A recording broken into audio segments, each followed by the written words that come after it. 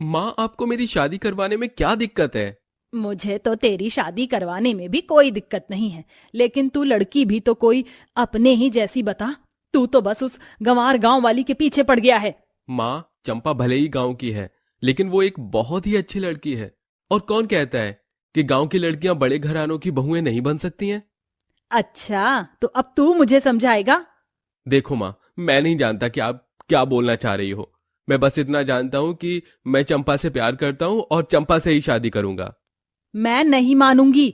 अगर तुझे भी जैस्मिन की तरह ही कोई मॉडर्न सी लड़की पसंद होती तो मैं तेरी बात मान लेती, पर देखो माँ, मैं नहीं जानता कि आप क्या सोचकर मुझसे ये बातें बोल रही हो, लेकिन हाँ, एक बात मैं आपको बताना चाहता हूँ कि अगर आपने मेरी शादी चंपा से नहीं करवाई तो मैं आपकी मर्जी के खिलाफ जाकर शादी कर लूंगा। उसके बाद चाहे जमाना कुछ भी बोले, मुझे उसकी कोई परवाह नहीं। अब फैसला आपके हाथ में है।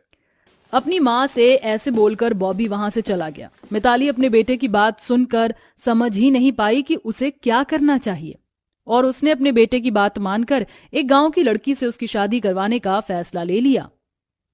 अब भगवान जाने कि मेरे घर में क्या होगा, लेकिन अपने बेटे की खातिर मुझे ये करना पड़ेगा।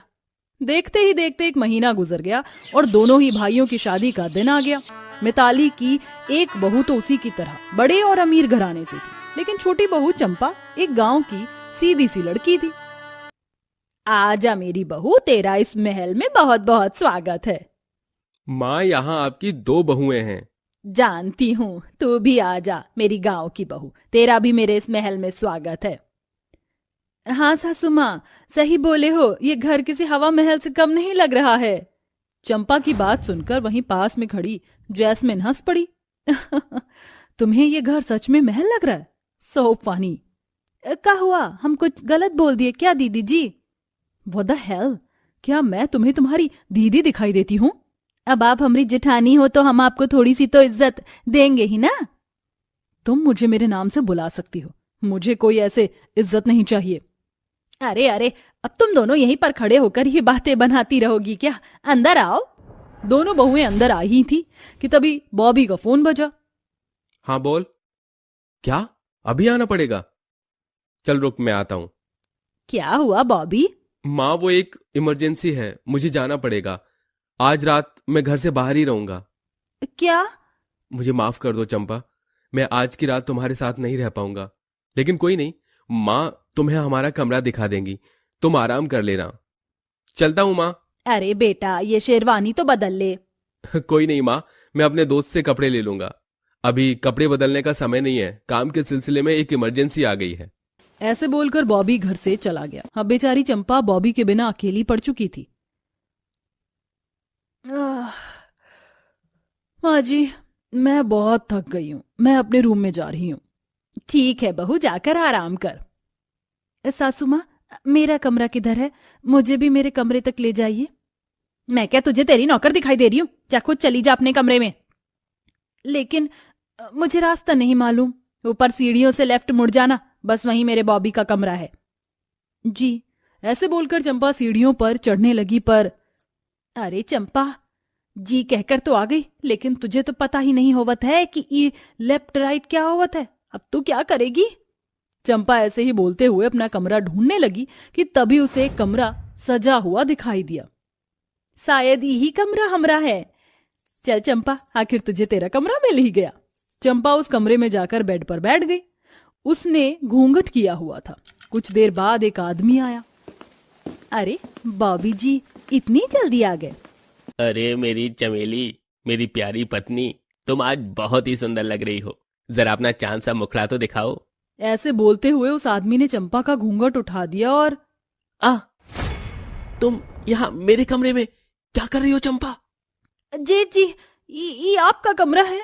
उन दोनों की आवाज सुनकर बाथरूम से जैस्मिन निकल कर आई। क्या हो रहा है यहाँ? जान देखो, मैंने कुछ गलत नहीं किया, मुझे लगा कि ये तुम। चुप कीजिए आप। चंपा, तुम मेरे कमरे में क्या कर रही हो? जेठानी जी देखिए, हमरा आपकी सुहागरात में टांग अड़ाने का कोनो इरादा नहीं था। हम तो बस अपना कमरा ढूंढ रहे थे और हमें लगा कि यही हमरा कमरा है। भगवान कसम। अनपढ़ गंवार, कम से कम इन डेकोरेशन वाले बलून से ही पता लगा लेती कि किसका नाम लिखा हुआ है। मेरा तो सारा सुहागरात का मूड ही खराब कर दिया। हमको माफ कीजिए। अब क्या सारी रात यहीं रहने का इरादा है? जाओ अपने कमरे में। वो किधर है? मेरे कमरे के लेफ्ट में है, अब जाओ भी। चंपा जैस्मिन के कमरे से निकल आई। चंपा लेफ्ट राइट नहीं जानती थी। जैस्मिन के कमरे की एक साइड टॉयलेट था और दूसरी तरफ बॉबी का कमरा। चंपा लेफ्ट जाने के बजाय राइट में चली गई। शायद ई हमरा कमरा हो। चंपा ने टॉयलेट का गेट खोल दिया और वो टॉयलेट में जाकर बैठ गई। ये कुर्सी कितनी अजीब सी है, इस पर बैठकर तो आराम भी नहीं मिल रहा है। ये बॉबी जी कैसे कमरे में रहते हैं? ये जेठानी जी के कमरे जैसा तो बिल्कुल भी नहीं है। क्या हमारी शादी की किसी को भी खुशी नहीं थी? चंपा ऐसे खुद से ही बातें करती हुई टॉयलेट में ही सो गई। एक तरफ जैस्मिन की शादी की पहली रात थी जिसे वो अपने पति के साथ मना रही थी, तो वहीं दूसरी तरफ बेचारी चंपा टॉयलेट को ही अपना कमरा समझ रही थी। अगली सुबह बॉबी बहुत ज्यादा जल्दी ही काम पर से लौट आया। अभी तो कोई घर में उठा भी नहीं होगा, चलो चंपा को जाकर सरप्राइज कर देता हूँ। बॉबी जल्दी से अपने कमरे में पहुंचा जहां पर उसे कोई भी नहीं मिला। अरे ये चंपा कहाँ है? चंपा, चंपा, क्या वो बाथरूम में है? बॉबी ने काफी देर चंपा का इंतजार किया, लेकिन चेक करने पर पता चला कि चंपा तो बाथरूम में भी नहीं थी। चंपा कहाँ गई? चंपा, चंपा! बॉबी आवाज लगाता हुआ कमरे से बाहर आया। उसकी आवाज सुनकर उसका बड़ा भाई और भाभी भी कमरे से निकल आए। क्या हुआ देवर जी? भाभी, चंपा कहीं नहीं मिल रही है। क्या आपने उसे कहीं देखा है? नहीं तो। ये कहाँ चली गई? चंपा, चंपा! क्या बात है बेटा, क्यों उस गवार का नाम पुकारे जा रहा है? मैं जानता हूँ माँ, जरूर आप लोगों ने ही मेरी भोली भाली चंपा के साथ कुछ किया है। चलिए बताइए कि क्या किया है आपने चंपा के साथ? तू पागल हो गया है? हम भला उसके साथ क्या करेंगे? और हो भी तो सकता है कि वो गवार किसी के साथ रातों रात ही मौका देखकर भाग गई हो। चुप कीजिए आप, मेरी चंपा ऐसी बिल्कुल भी नहीं है। देवर जी परेशान मत होइए, चलिए हम चंपा को मिलकर ढूंढते हैं।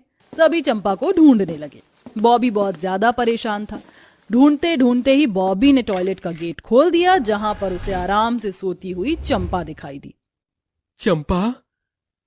कौन बोला? अरे बॉबी जी, आप कब आए? तुम यहाँ क्या कर रही हो? कुछ मत बोलो, बाहर आओ। बॉबी ने चंपा को बाहर बुला लिया और चंपा को बताया कि वो उसका कमरा नहीं बल्कि टॉयलेट है। हम क्या करते, सब हमें ही लेफ्ट राइट बताए जा रहे थे, हमको कोनो समझ नहीं आया तो हम इधर आ गए। जानते हो बॉबी जी, आपके बिना हम इधर बिल्कुल अकेले पड़ गए थे। रो मत, अब मैं आ गया हूं ना। माँ, भाभी जी, देखा आपने मेरी चंपा की नादानी। आपको ऐसा नहीं करना चाहिए था। आपको परेशानी ना हो इसीलिए मेरी पत्नी ने पूरी रात टॉयलेट में गुजार दी। आपको चंपा को हमारे घर के बारे में बताना चाहिए था, ऐसे उसकी मासूमियत का फायदा नहीं उठाना था। चंपा की नादानी से जैस्मिन और मिताली का दिल भी पिघल गया। मुझे भी अब बहुत दुख हो रहा है, इस बेचारी ने पूरी रात ही टॉयलेट में बिता दी। मुझे माफ कर दे बहू, मैं अब से ध्यान रखूंगी और तुझे हमारे घर के तौर तरीके भी सिखाऊंगी। बड़ी बहू, तू भी अपनी देवरानी को समझाना। अपनी सास की बात सुनकर जैस्मिन ने भी गर्दन हिला दी। अब से मिताली और जैस्मिन हर छोटी छोटी चीज चंपा को समझाती थी। चंपा दिमाग से तेज थी तो वो जल्दी ही सब कुछ समझ भी जाती थी और अब सभी मिलजुल कर रहते थे।